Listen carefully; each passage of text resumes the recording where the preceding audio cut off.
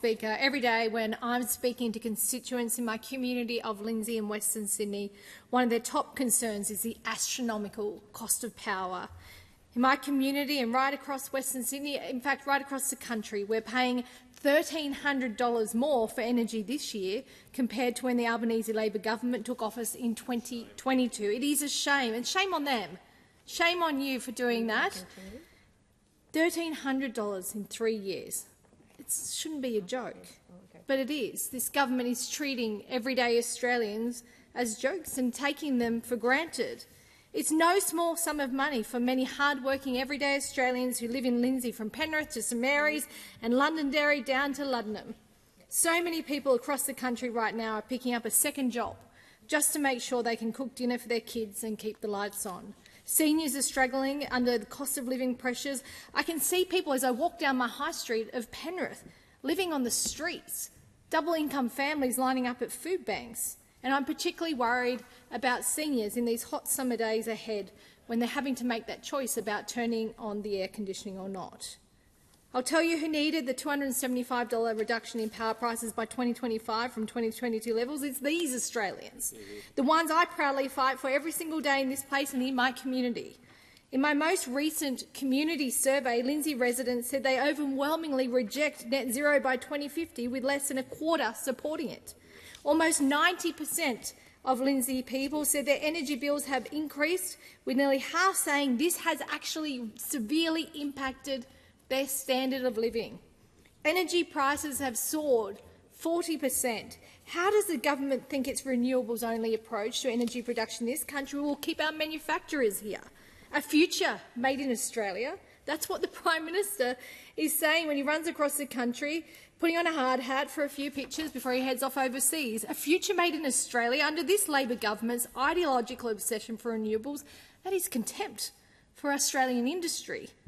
Manufacturers are being suffocated by the bills piling up because of Labor's abandonment of the 24/7 baseload power that they need to power manufacturing in this country. And I've been on many manufacturing floors across Western Sydney, and they all tell me the same thing. Energy prices have increased so much under the Albanese Labor government that they just don't know what to do.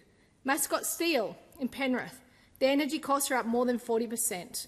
Local small businesses have told me their costs have doubled since 2022. Austral Bricks said they're trying to play their part in reducing emissions, but the solar they produce only powers the office, not their manufacturing that we so need in the building of homes across this country.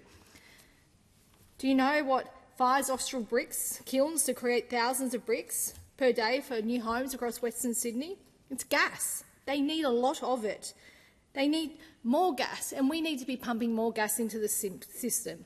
We need to be keeping it for our own domestic consumption. This will lower power prices right now for families and businesses right across Australia. More than half of my community said affordable energy is the top priority. Gas will help with this.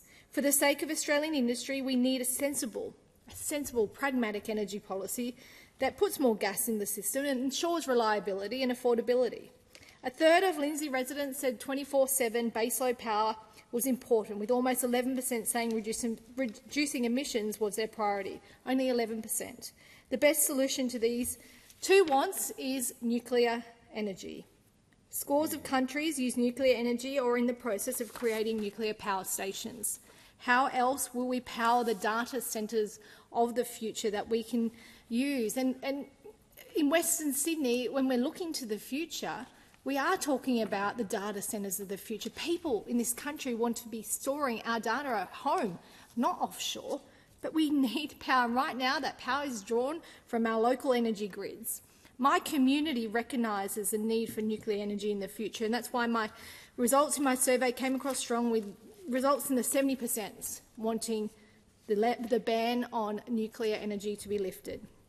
It's time that Labor fesses up that their renewables-only tirade must come to an end, and for the sake of Australians, everyday Australians in my electorate of Lindsay and Western Sydney and right across this country.